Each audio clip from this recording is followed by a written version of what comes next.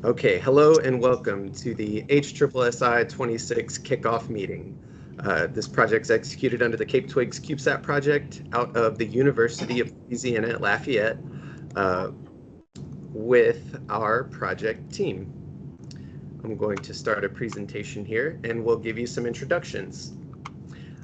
My name is Garth Likens. I'm the CAPE program manager here at the university. Our principal investigator for this CubeSat project is Dr. Paul Darby. He is a professor here, and he has been with CAPE since its inception about 20 years ago. CAPE is an organization at the university that has been building CubeSats for a while now. We've launched 3, and we're working on 2 more, this being one of them. Also in our Twiggs Cubesat project team, we have Mr. Bob Twiggs, inventor, professor, and inventor of the CubeSat standard, co-inventor. We have Miss Melissa Port, who's a high school teacher at Bishop O'Connell High School and is going to be leading our charge on education. And we have Mr. Nick Pugh, who is our personal mentor and spirit guide here in the CAPE program. And he has been helping and leading us also since CAPE's inception. And so again, thank you everybody for being here and joining us today. Without further ado, I will let Miss Melissa Poor speak now. Good evening, everyone. Welcome, old friends and new. I'm so excited to see you all on this call tonight. This is my second CSLI mission. But this time with a bigger team that should have bigger impact. But the best part about it is sharing knowledge between us and building it together. So students leading students, teachers leading teachers, this shared experience will be truly unforgettable. I know that getting my fingerprints in space was unimaginable, dream come true. And now I want to do that for you. And I want to do it together with these new group of students. So to do something bigger than ourselves, we have to join. So I would like to have the incredible Professor Bob Twiggs now tell you the story about how he became part of this project. So the heart of this project, I pass it to you, Bob. Thank you. Okay, what I want to do is tell you the story about this thing. We call it HSSSI for High School SlimSat Initiative 26. The 26 actually stands for the date when we hope to launch a 3U CubeSat off of the International Space Station with little satellites that we call SlimSats that you will have made and tested and been a author of in your high school. Next one. Okay, there's 2 of us here that kind of got this thing started. Myself, I'm Bob Twiggs, and I'm an old potato picking farm boy from Idaho. So this is kind of a different thing for me to do, but it's just absolutely lots of fun. The lady in the middle here, that's Melissa Poor. She's been involved in a lot of these projects, and she will be the main contact from the educational standpoint. And then we got Nick Pugh over here. Nick is a Cajun guy down there in Louisiana. Works directly with the University of Louisiana, and he's a super guy. You see him; he's already there in his lab working on stuff. So it's a real pleasure to work with him. So bring up how this thing started. So I seen Nick and have been around Nick for a number of years, and I know he's always thinking about satellites or a better way to do it. So seen Nick thinking about this, and I said, "Hey, Nick, what are you thinking about?" And he says, "I got a better way to do this.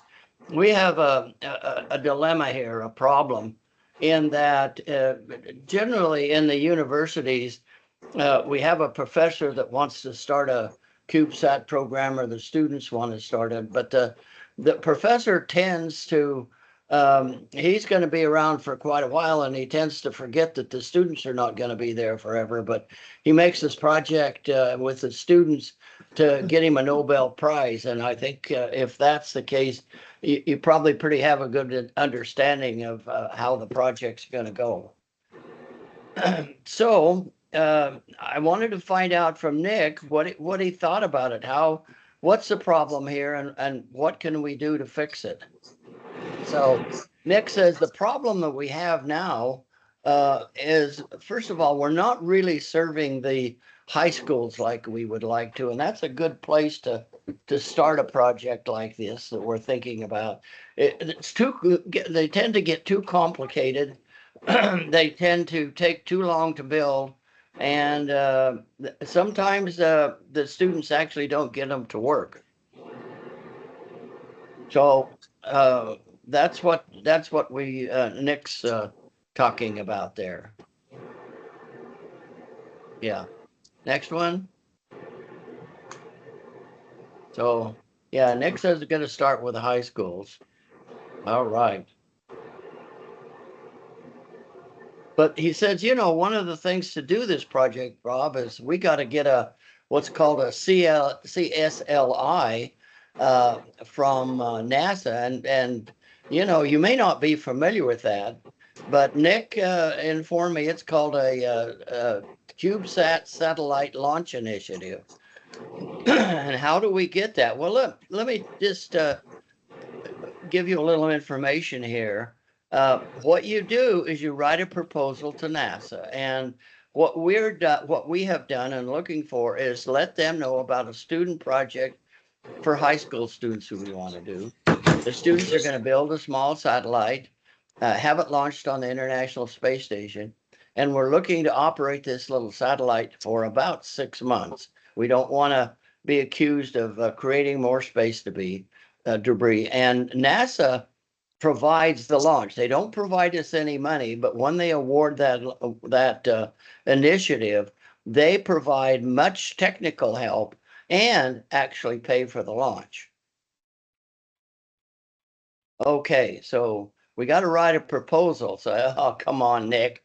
You know, I'm familiar with that. It takes you a long time to write a proposal, and to get NASA to approve it. We know people that have submitted, you know, almost dozens of proposals and never got approved yet. So, but let's do it anyway. So Nick says, well, let's get the university to help us. They got some good people there, and I think that will help convince NASA that we're for real.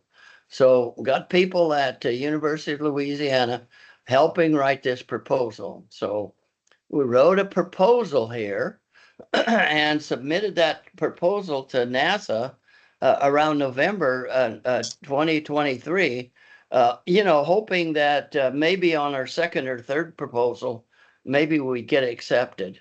But NASA treated us differently. They accepted our first proposal that was approved in May of 2024, and to award us a CLSI support and launch for this program that we call HSSSI26, a high school simulate SlimSat initiative. Okay, so what we get here is this project is a high school initiative, and you can see Melissa Poor here with some of her students. She's been involved in a couple of satellite projects. So the group of students get together, and we provide all the help you need to build this little SlimSat. It's going to go up to the space station, get launched, and as I said before, it'll orbit the Earth for about 6 months.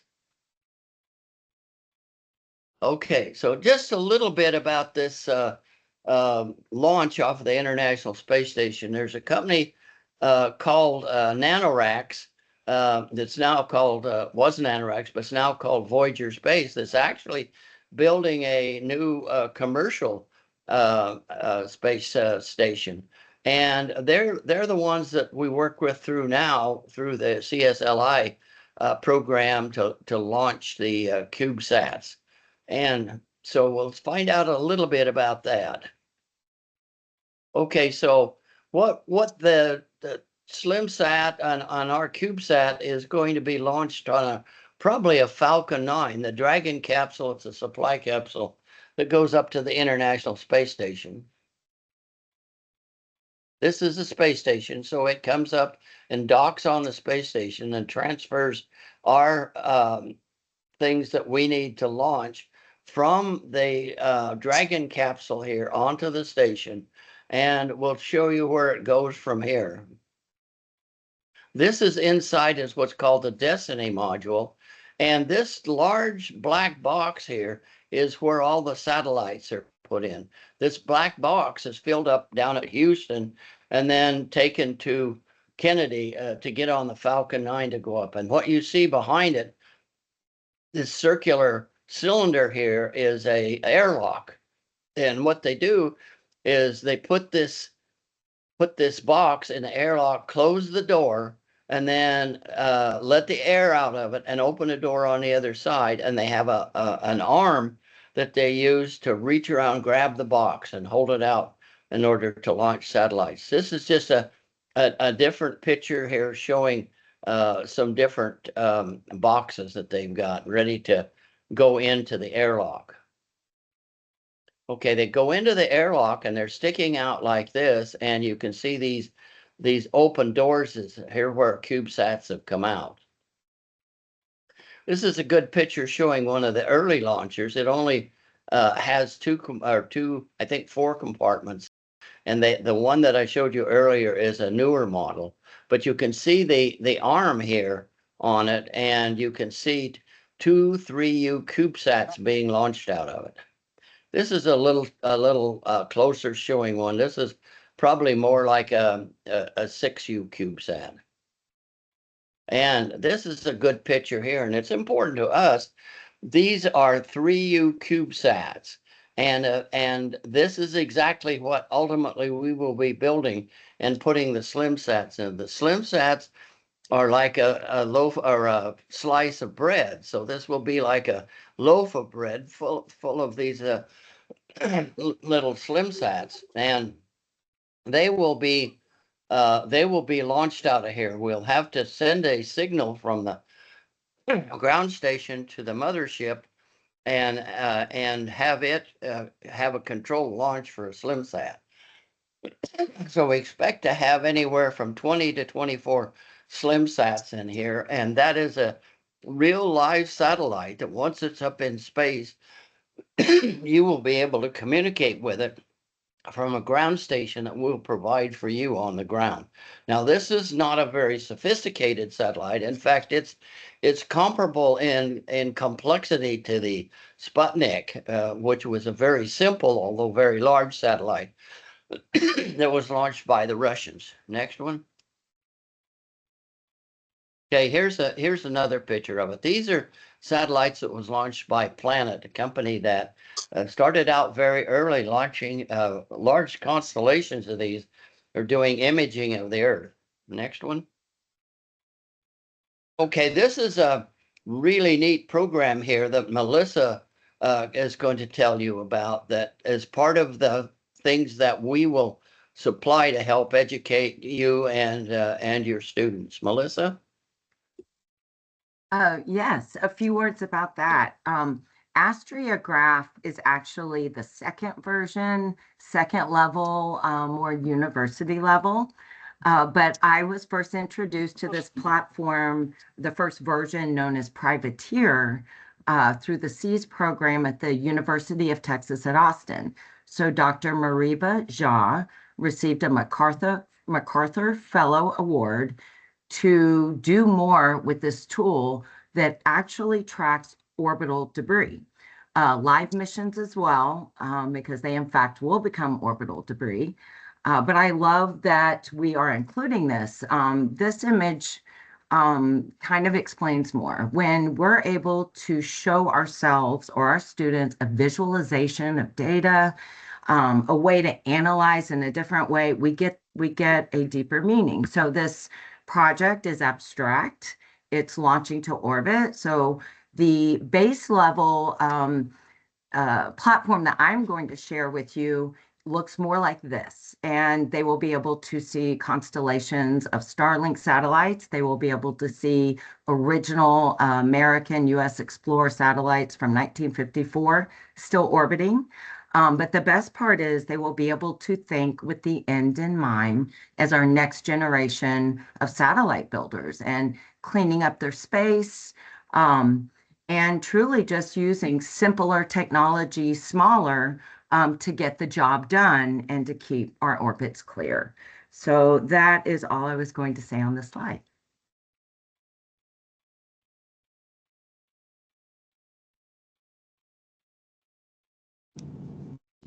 All right. Thank you very much, Bob, and thank you. It works better if I'm not muted, doesn't it? This program, I am really excited about it. I had the good opportunity to, with another gentleman, to help propose and get the CubeSat program going. There's one called the the Pocket Sat, and also kind of a funny thing that got involved in is a CanSat that you launch on rockets out in the desert, and they're all very similar. But I think this is really an important program because getting to the high school students, I think will really change their lives in terms of what they see and what they can do.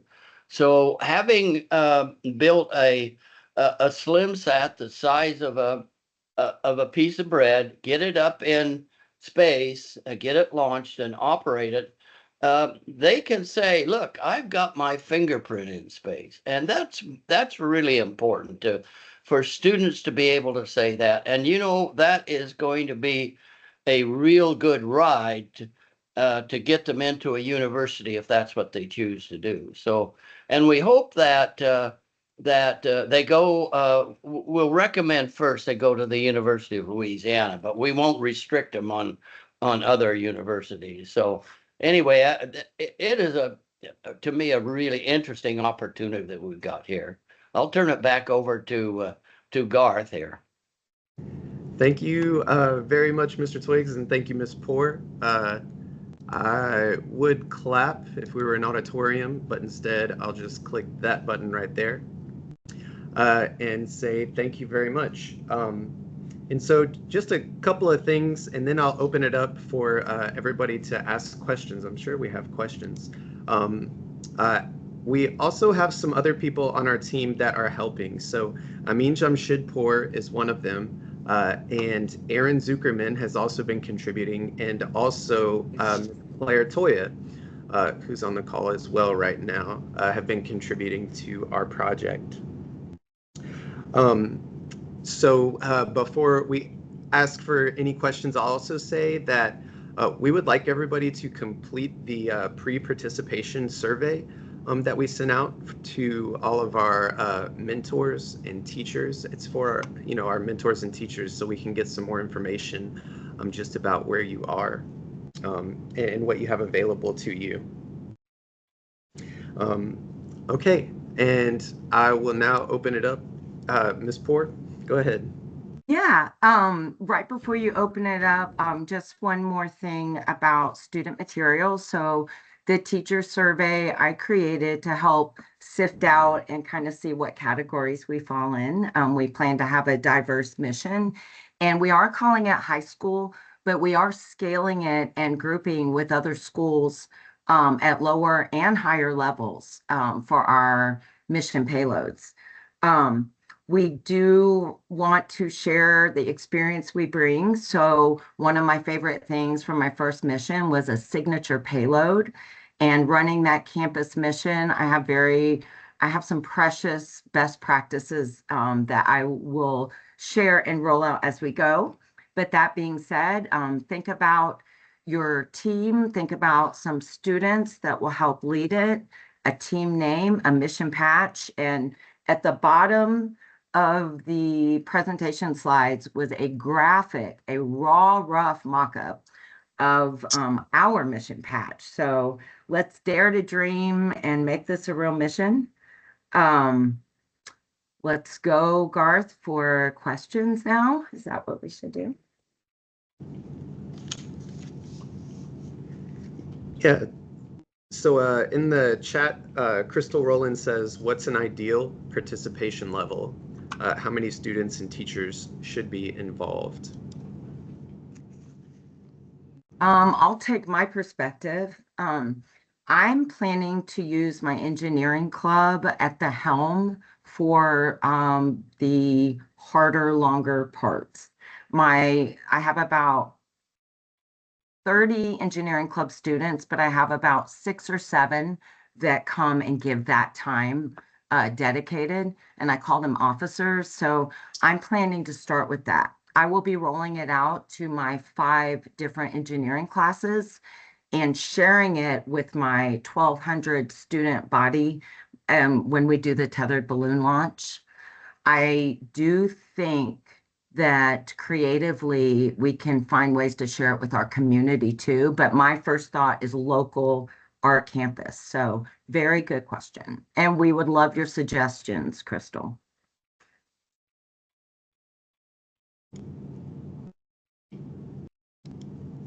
All right. Let's see. We have a from Ted. Just wanted to give a big shout out to Professor Twiggs and Nick Pugh. That's from Ted Tagami. He's listening in. From Tanya. Hey, Tanya. So, all right, I'm still a little confused. Does our school plan a cube or a slice of a cube? What do we put in them? When does this launch? Hey, Someone else. how about Nick?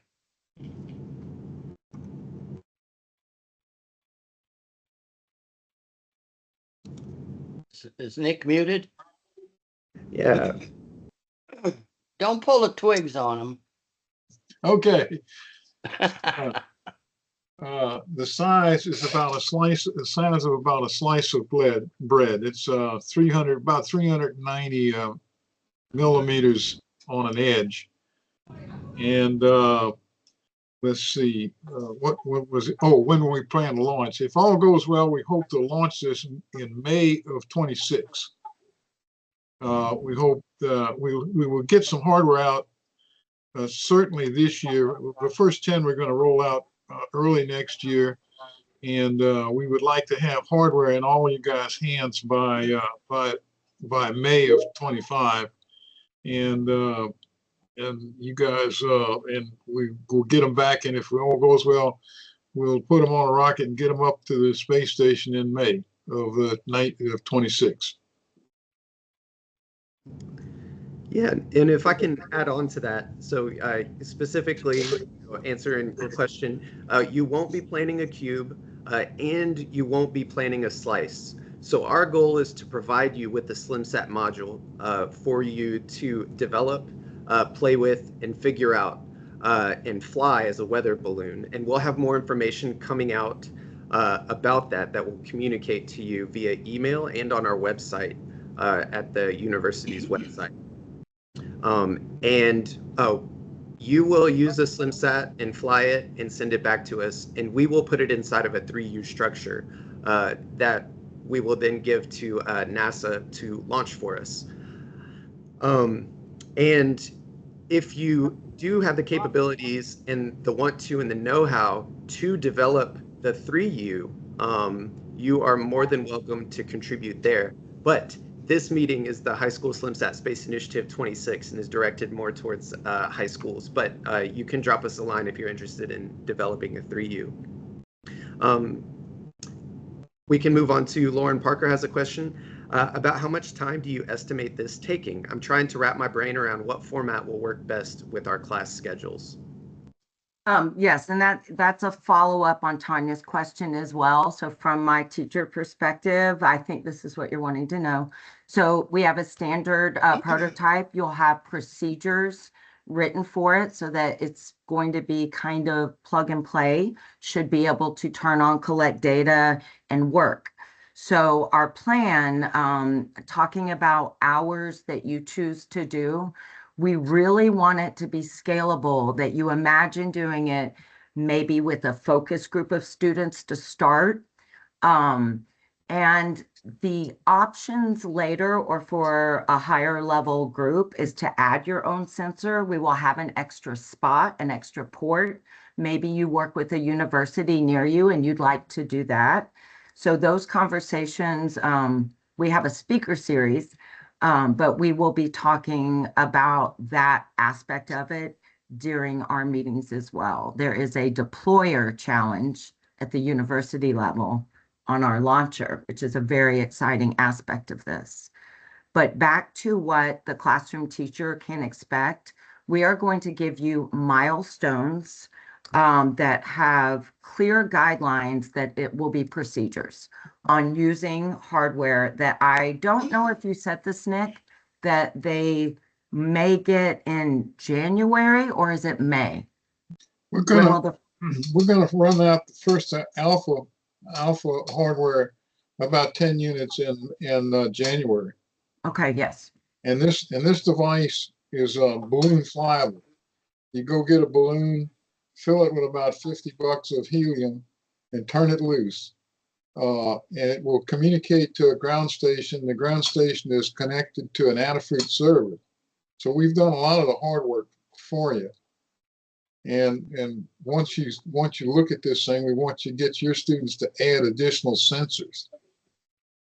And we've made it to where we think for simple sensors, you just go to Adafruit, grab one of those, glue it onto the board, plug it in, and add the software. And if you take an Adafruit or a SparkFun sensor, the library is already there. We want to get you started, and once you get started, we want your students to get way above us and put things we hadn't even thought about yet.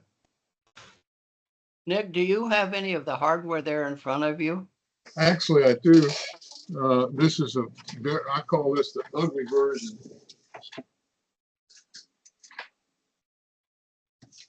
This is roughly the size, and let's see if I can get it close. And we're not going to fly a GPS. There's a GPS on this one for the balloons, but this is it. There'll be solar panels on this side of the board. And essentially what the satellite will be is two of these boards together. So this is essentially 4 inches by 4 inches by maybe about a ½ inch. So, and we hope to get about 20 or 24 in our little deployer. But we'll this will be balloon flyable to get you guys started. And we think when we see students flying balloons, even though they're tests, we've lost several of them so far. So we encourage you to start out with a tethered version. But this is basically what it looks like. Do you have the ground station there? Yes. Let me go see if I can find it. Yeah, I'm the guy that bugs Nick all the time, get him going, but he does a good job. There, look at this. So this is the ground station. You need an external antenna, which is essentially a piece of wire about 6 inches on a ground plane. So this is a Heltec module. And we have enough link margin to close this thing with this on the ground station and a very simple antenna. So we're going to get some out and let you guys help us develop. Yeah. So I think one thing that's unique about this program is you're not developing like a CubeSat from scratch. You will be getting a unit here that works. It'll be initially a prototype unit that, as Nick said, we would suggest you put it on a tethered balloon and make sure everything's working. And if you really want to try it, there is a capability in it that you can turn it loose and send a signal to it to cut it down. But Nick is not demonstrated that too well. So we want to make sure that we know how to do that. But this is fun. Nick has run a couple of classes down at workshops at the University of Texas at Austin, and as Melissa said, and that's high school girls that we're working with. Some of those have posters in a national conference. So, that's what they've got. So, what we hope is that you teachers can tell the public and tell other people what this is all about. And we would really encourage it. One of the things that would really be neat is we've talked about the possibility of having, annual or semi-annual conferences with all the people that are participating. And so we would hope that part of the whole engineering process is to report on what you've done. That is right, Bob. And kind of like a symposium where we meet together, share results we have. All right, so to answer a couple of the other things, by Iman, has the scope and sequence document been developed yet? Yes, we have one. So what we have several. The plan is to use the CAPE site and drop down menu with categories to share those teacher documents with you, the scalable documents. Are you looking for other high schools to join and participate in building a slice? Yes. Mass and power constraints for added sensors from Ted. We want to make it so you can't add too much. Okay. So we will design the base unit that will have sensors in it that will provide information that you want back from space. Not a lot of them. Even if you just got back the status of the satellite itself, what's the temperature, what's the battery voltage, all that. That's good. But we will on the base unit add others. But we, quite frankly, will discourage you from adding too much, because unless you're very experienced, what we've seen is if you add too much, you're not going to get it done. And if you're not done, you're not going to fly. Don't want to be too mean about this, but that's why Sputnik worked the first time. It did not have too sophisticated stuff in it. And I'll tell you what, you're not going to get a Nobel Prize for this. I don't think there's anything that's that sophisticated in it. Well, okay, that being said, we are going to build and launch these satellites together.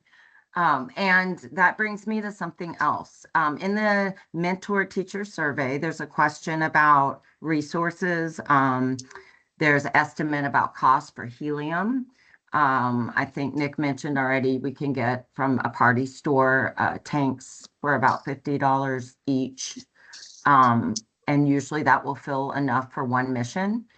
If you want to add a camera to the mission, and this is part of our incredible high altitude balloon procedures that we will share, but making the balloon neutrally buoyant, understanding the load you need, but the opportunity to do your own flare. The camera, the picture is incredible to see where, how high it is and get a picture of you, your campus, your students tracking it. And I'm a big believer in the tethered balloons for all the testing till the end. I am in a no-fly area, but also you do, lose hardware, and it is costly and time-consuming and not really practical time-wise. So when you showed that ground station, can an Android phone still be a tether ground Yes. unit? Okay. Yes. So there's a lot of flexibility and options. So what I wanted to mention too before we get off is that we have drafted some templates of support and resources, like a letter for your local space grant consortium. We're trying to build some partnerships and expectations for that. We will have on our drop-down menu of options things like the Jiggy, my favorite teaching tool for electronics, motors, capacitors, very quick, but soldering isn't quick. So teaching a soldering skill in high school, I think, is so important. And that's been one of my favorite things about having an integrated satellite mission, but we will have some other options for those that want to go that level. It won't be required. As far as minimal requirements and what we expect from you, we will make a very clear document that I assume we will share next time with the milestone and checkpoints, and it will be like this. Operate your data, collect data, pull the data, analyze it. Now do a tethered mission and collect the data remotely. So for me, using the device, collecting the data, and using the platform, there's a lot going on there, and the layers happening with your laptop and maybe just your procedures and devices. It is good engineering, and this is a real mission. This is real space. This is our favorite part about why this is so meaningful. And I am so passionate about this that I didn't think I would do another satellite after the first one, but actually it was just the beginning of space crazed satellite building. So I'm so happy to see you all. Some of you I've met before in these same areas, and some of you are new. So thank you for being brave to jump off and do this with us. And we really want open feedback. We really want to raise up together with you. So the shared knowledge between us all is just as valuable to us. Over. I see a couple of questions here. One from Crystal about the skills of the students.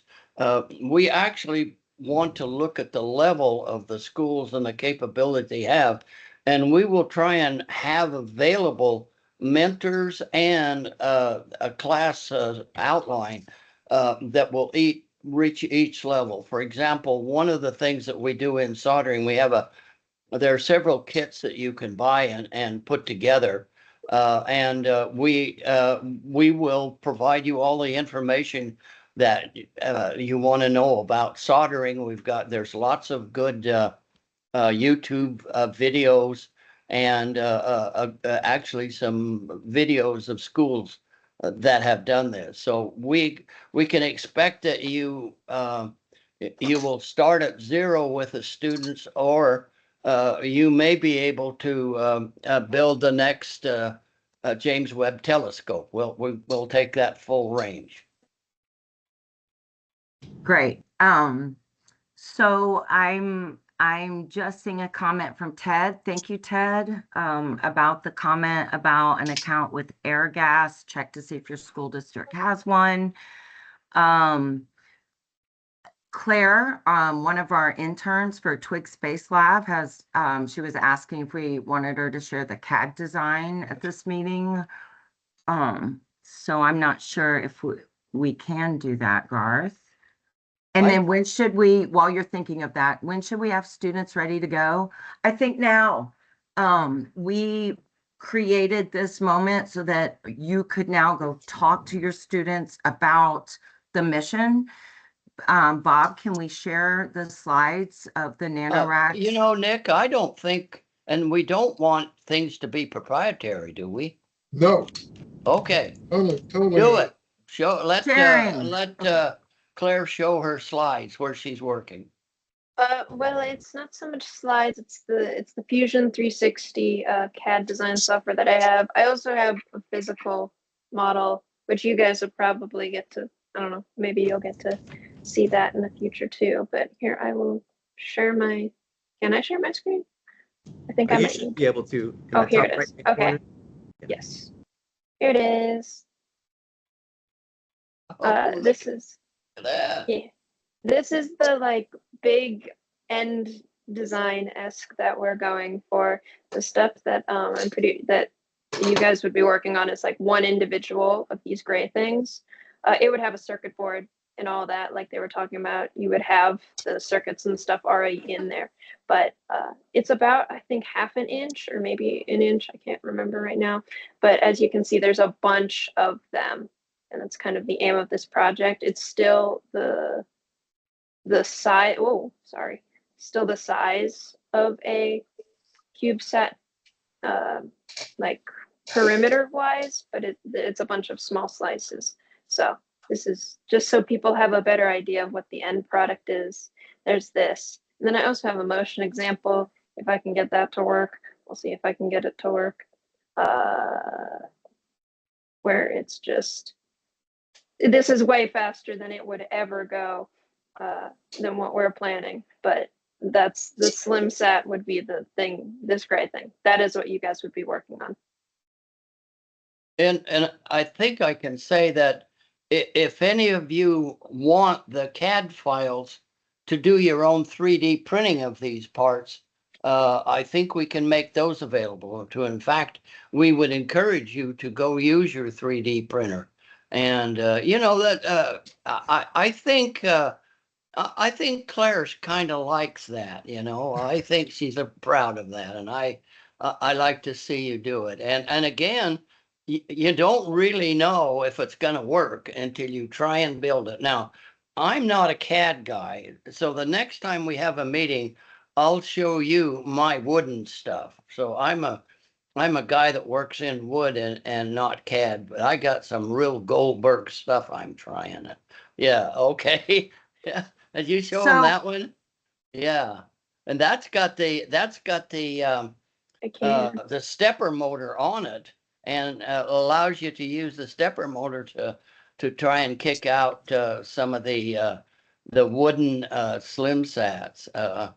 But you know, it's a real challenge. You know, I thought, oh, we'll build a regular thing, and NASA says, no, you can't kick them all out at once. You got to kick them controlled out one at a time. And I said, oops, that thing that I expected to open up and throw them all out. Hey, you can't do that, guys. So you got to put them out one at a time, controlled. Well, that's not quite as easy as you think. Yeah, show them the motor on that. Oh, No, that's okay. The wooden motor. Oh, the crank on the end. That's a Bob Twiggs motor. You see that with the crank on the end? That's my motor. I had one go flying. But yeah, this is the type of thing he was talking about. So it's kind of, there's both the 3D printed casing outside that lets the inside SlimSats move along a track. And because we didn't have the full motor going at the time, he made the crank. And he got a little spring in between them, so throws them out, said goodbye SlimSat. Indeed. So Claire, let's tell them about the names and the logo. About okay. So there's a mothership, and you were seeing the mothership, and then that's the inside, right? Yeah, I can share my screen again. It's a little easier to explain when that's on when it's like on the screen. So there's this outside piece, this yellow piece, which which one's being provided by NanoRex? Are we still doing that? We'll know more later. Okay, no more later. But the general idea is there's an outside casing, which currently, at least for our 3D printed versions, we have logos on there. The Cape Twiggs one. This is the Louisiana at Lafayette one. And then there's a possibility where everyone could have their own logo on the other side. This is O'Connell's logo, which is where I went to high school and where Mrs. Bohr's teaching. But this could technically be any other logo. So your schools could customize it so you guys can be more connected to the project. On the bottom, there's some of the people that helped design all this. Oh gosh, sometimes turning things on this software can be a little awkward. That's better. There you go. Now you can read it. So these are some of the people that have worked on it so far. But yeah, there's an outside casing, which is the yellow stuff. Then the inside casing, which is what you saw here, which and like the red orange thing as well. These are the inside casings. And again, the gray things are the SlimSats, which are what you guys would be working on once you get them.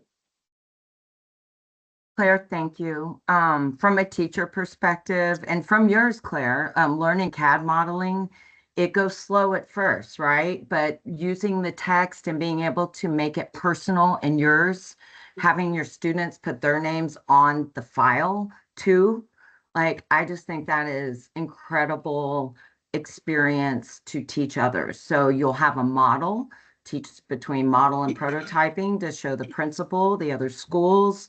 So we do want to share that exact file that Claire demonstrated through that same drop down for you to use immediately. So what could you be doing right now? Also, I have a history of satellites, kind of internet field trip or scavenger hunt, you might call it. But it's also in my world, needing to teach the kids to be better researchers and using search terms. So it's that scalable part of it. Is the attributes you all can help with as you wish. I love the wooden motor, said Tanya. Beautiful work, right? She's from Ireton, a school near me. Yeah, and Karen, I'd love to 3D print these with my students. Right? Having them modify that and make it theirs, and then they're part of the mission. That was part of Bob and Nick's most meaningful part. They get a demonstrator launcher where they can see how their part is part of the whole. So you could even print other SlimSat cases to show that. We are encouraging students and teachers to have fun with the idea of how would you launch these?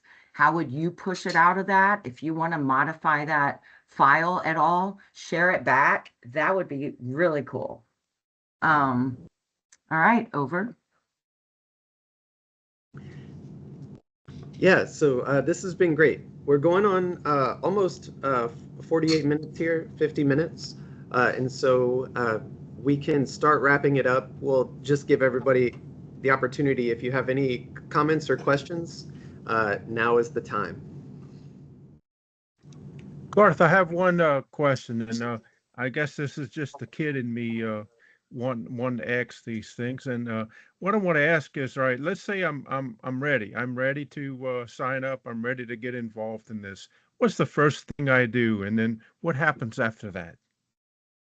So the first thing you want to do is sign up with on the sign up list that we sent out to everybody.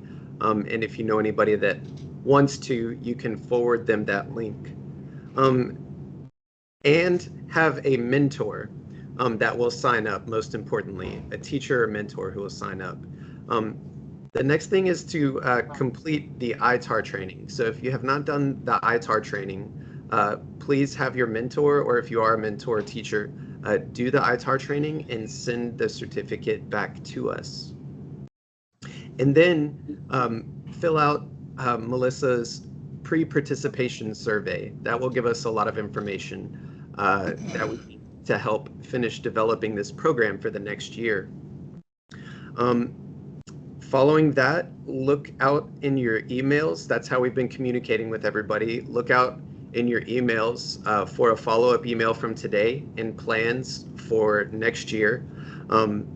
I'll say a date, but read the email when we send out an email. We're thinking Thursdays would be a good time to meet and have speaker series Thursdays at the same time. But again, look for that information in your email. So yeah. When can we expect a kit? I think you probably mentioned that, but sometime in January, is that correct? Yeah, we're going to get the first 10 out in January, and they're alpha versions, and then we'll be producing enough for everybody. But because we're going to put this on amateur frequencies, we'd like somebody on the team to get an amateur radio license. And can I add sensors and program it as well, or is that really challenging? Well, first of all, since this is a program in the Arduino IDE, if the processor we pick is a shell, which is an Arduino lights. And if you have an Arduino, you can start playing with sensors today. And we'll Okay. send out the code that we've written, which will run on almost any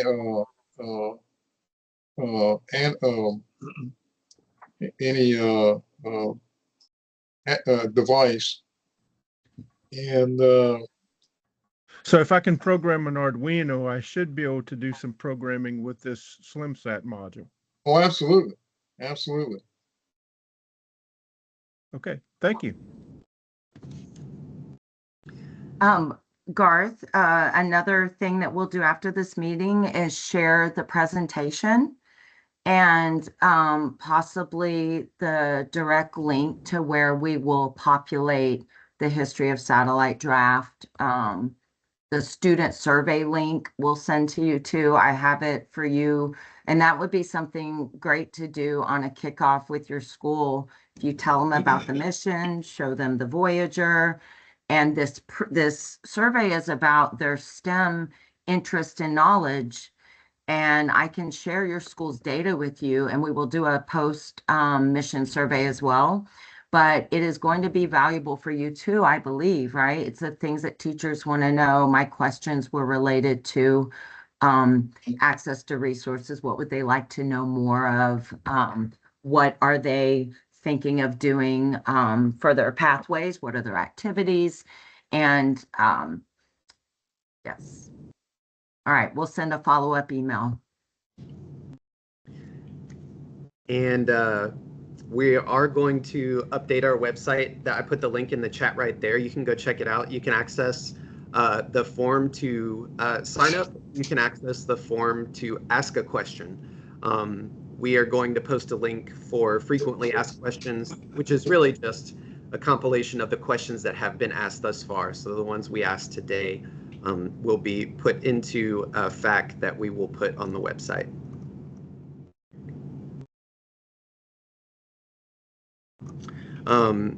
Joanna asks, can we share the email list if permissible by participants? We would have to ask everybody first beforehand before we shared that. But if they're okay with it for the intentions of, just communicating and coordinating, then I think that would be fine. But I'll have to get everybody's permission first. And so, yeah, thank you very much to the Cape Twiggs Cubesat project team. And thank you everybody else for taking the time to jump on this call and go on this adventure with us together. Look out in your emails for some follow-up communication from us. And have a Merry Christmas and Happy Holidays. I see astronaut Dan Tawney on the line. Thank you for listening in, Dan. Thank you, everyone, for a great presentation.